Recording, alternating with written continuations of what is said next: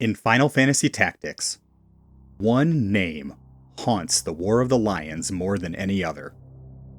Not a demon, not a Lucavi, a squire named Argath Thadalfus. Mercy is the privilege of those born to it.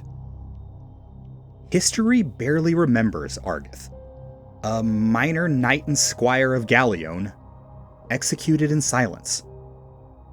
Yet his name endures for one reason. He said aloud what others only dared to think. Argath wasn't born a monster. He was the system made flesh. Hierarchy given voice. Cruelty wrapped in conviction. To Ramza Beoulve, he was a friend lost to blind faith in bloodlines. To Delita Heiral, he was every noble who preached virtue while wielding cruelty. And to history, he became something far more dangerous. Proof that evil doesn't need monsters. The cruelest systems in Ivalice don't depend on villains. They build men like Argath, men who enforce injustice and call it righteousness. To understand how, we must return to where it began. To a name that meant everything, and a house that had nothing left. Argath Thadalfus inherited nothing but a name. The last son of a house that once commanded armies, now commanded only ghosts. His father taught him one lesson above all others. Honor is not earned, it is remembered. A Thadalfus could lose wealth, land, even dignity, but never station. Nobility was not about what one did, but what one was born as. When the war ended, that belief was all they had left. The Beoulves offered pity, the crown offered silence. Argath mistook both for betrayal. So he clung to the only truth he knew. The hierarchies that had abandoned him became his faith. Commoners needed guidance. Mercy bred rebellion. Humility was surrender. Every act of kindness from his betters felt like condescension. Every failure from those beneath him felt like proof. The system was not broken. It was simply being ignored. Where others saw a kingdom in collapse, Argath saw divine order waiting to be restored. All it needed was men willing to enforce it. House Larg's service gave him that chance. There, his arrogance passed for confidence, his cruelty for conviction. He found purpose and structure, identity and obedience. He spoke the language of power so well that ambition and ideology became one. By the time he joined Ramza Beoulve's company, Argath was not seeking redemption. He was searching for proof that the old world still mattered. Proof that men like him were still necessary. What he brought to that company was not loyalty, but a mask, so carefully crafted that even he had forgotten what lay beneath. Argath Thadalfus entered House Beoulve's command the way he entered every room. Polite, precise, and quietly certain he belonged above everyone in it. Among knights hardened by war, his manners stood out. Some called him refined. Others called him rehearsed. He addressed Ramza with deference, never respect. He smiled at Delita, never at his words. Courtesy was his weapon, sharp enough to wound without breaking decorum. Ramza mistook it for discipline. Delita saw it for what it was: contempt wrapped in silk. Even Dystarg Beoulve, no stranger to arrogance, found Argath insufferable. He reprimanded the young knight publicly, warning that nobility without humility was vanity, not virtue. Argath bowed. He murmured apology. He learned nothing. Correction from a Beoulve did not humble him. It confirmed he was still being measured by blood. His obedience appeared flawless. He never questioned orders, never faltered in execution. But obedience was not virtue to Argath. It was investment. Every salute reaffirmed his superiority.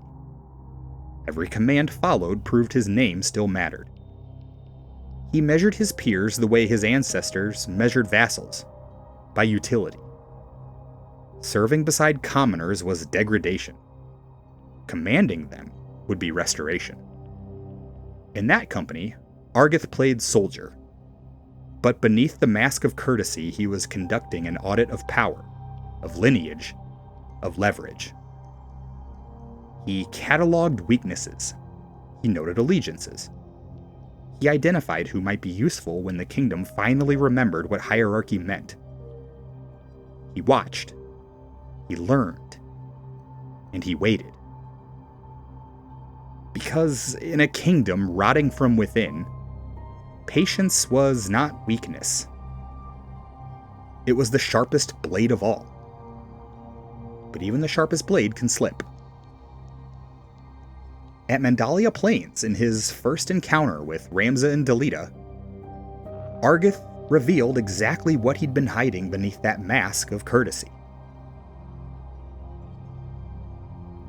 It was at Mandalia Plains that his mask first slipped. Freed from captivity in the brigands, Argath Thadalfus mistook indignation for authority. He thanked Ramza for his rescue, then reminded him that noble blood was its own justification, and that loyalty from the lowborn was merely duty repaid. Delita Heiral's silence offended him most. A commoner in armor, speaking to Ramza as an equal, daring to advise him. To Argath, it was heresy made flesh. When Delita spoke of fairness, Argath laughed. He called it the language of beggars, a fantasy that merit could overcome birth. He said worth was fixed at the cradle, and ambition was insolence wearing courage's disguise. Ramza intervened. Argath only smiled. To him, Ramza's mercy was weakness, the luxury of those too privileged to understand what defending order truly required. In that moment, the divide became absolute. Delita saw cruelty. Ramza saw corruption. Argath saw only proof that hierarchy demanded cruelty to endure. What began as conversation ended as revelation. 3 men standing on the same field, fighting 3 different wars. For Ramza, it was a test of conscience. For Delita, a humiliation he would never forget. For Argath, a sermon delivered to the unworthy. He had not come to Mandalia to be saved. He had come to remind the world what nobility meant, even under an overturned carriage. And if the world had forgotten, he would teach it again, in blood if necessary. What began as arrogance at Mandalia Plains would harden into something far more dangerous. Obedience without conscience. Loyalty without limit. Argath Thadalfus served how he believed, without question, without doubt, without mercy. To his superiors under the banner of House Larg, that loyalty read as virtue. To those who fought beside him, it was a warning. He executed orders with almost mathematical precision, as if obedience alone could redeem a bloodline. Every command became an equation with authority on one side and suffering on the other. So long as the numbers balanced, he told himself he was righteous. When the Corpse Brigade rose against the nobility, Argath saw no desperation, no true grievance, only disobedience. He named their rebellion a plague and their hunger a crime.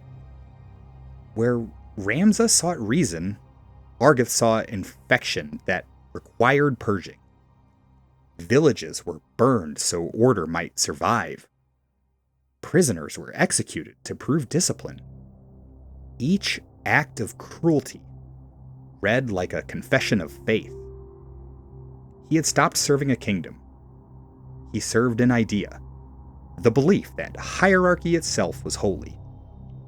Even Dystarg Beoulve, who had once rebuked his arrogance, now found his zeal useful. In Argath, he saw a tool, the perfect instrument for noble dirty work. And Argath saw promotion, validation, proof the world had finally recognized its natural order. Every life he took in service to that order made him feel cleaner, purer, closer to the ideal his father had preached but never reached. He was no longer fighting for Ivalice. He fought for a memory of Ivalice that had never existed, a fantasy where birth decided worth and obedience promised salvation. In that fantasy, he was not a disgraced noble scraping for relevance. He was guardian, purifier, faithful servant of the one truth that mattered. The system had broken him. Now he would break the world to prove the system right. At Fort Ziekden, that promise would be kept, and the cost would be measured in innocent blood.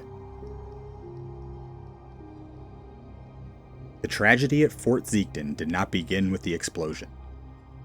It began when Argath Thadalfus decided that mercy was treason. When Tetra Heiral was taken hostage, Argath saw no sister, no innocent. He saw only leverage. He measured her life the way a noble measures coin, valuable only while it served command. He argued that her death was necessity, not cruelty, that one common girl's life weighed less than noble authority, that obedience, no matter the cost, was its own justification.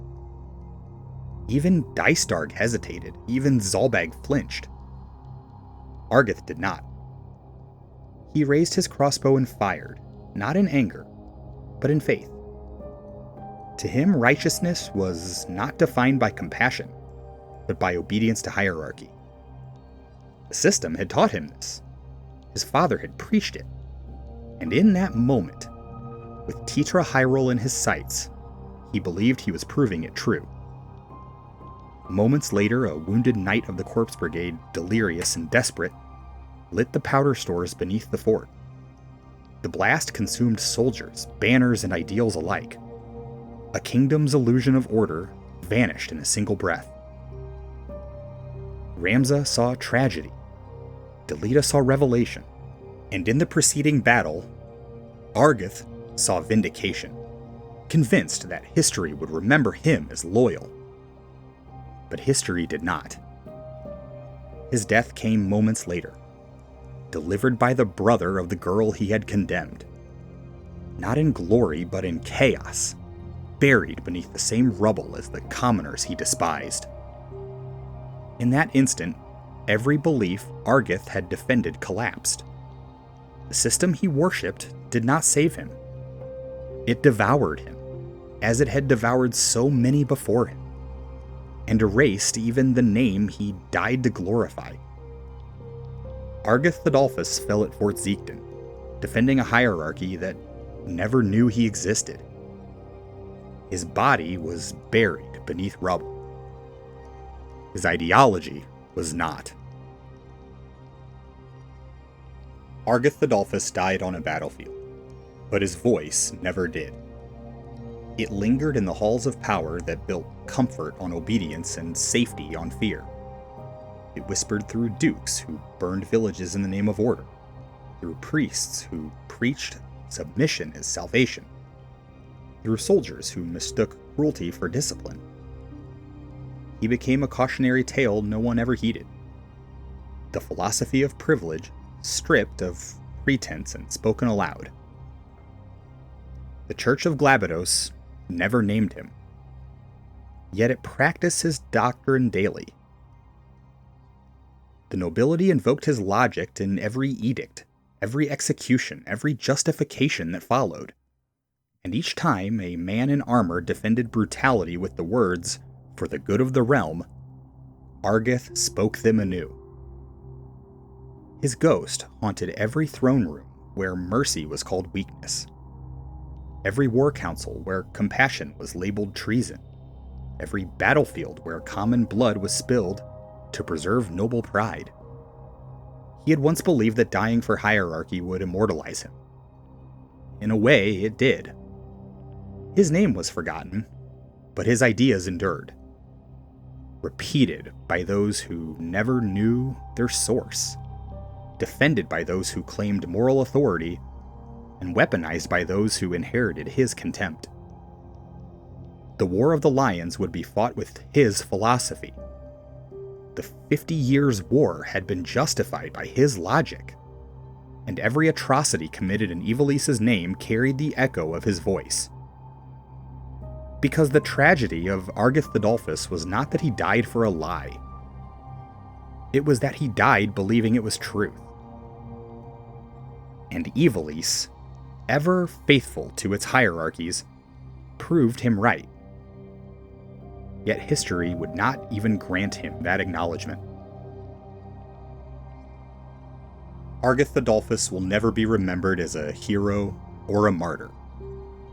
His name lies buried in the margins of war, too cruel for reverence, too loyal for infamy. Yet his absence speaks louder than his life ever did. He was the truth Ivalice refused to face, that oppression does not survive through tyrants alone. It endures through believers, through men who mistake obedience for virtue, cruelty for order, and submission for honor. Ramza Beoulve saw in him the system he could no longer defend. Delita Heiral saw the arrogance he would one day wield. And history saw nothing at all. Argath's story is not tragedy. It is anatomy. The dissection of a faith and hierarchy so absolute, it devours its believers first. He was not an aberration. He was the system functioning as intended. He died nameless, defending a world that would never thank him, serving masters who did not remember him, believing in a hierarchy that consumed him without hesitation. Perhaps that was Ivalice's only act of mercy, to forget him completely, and to ensure 1,000 more would take his place. 3 men stood at the heart of Ivalice's collapse. Ramza Beoulve chose conscience over heritage, and was erased for it. Delita Heiral chose control over conscience, and was entombed in that power. Argath Thadalfus chose obedience above all else, and was forgotten by both. Each believed he could master the system that defined him. None escaped it. For Ivalice was never undone by heretics or heroes, but by the faith each man placed in a different illusion. That truth could redeem without sacrifice. That power could protect without corruption. That order could endure without consent. And they were all wrong. Ivalice burned anyway.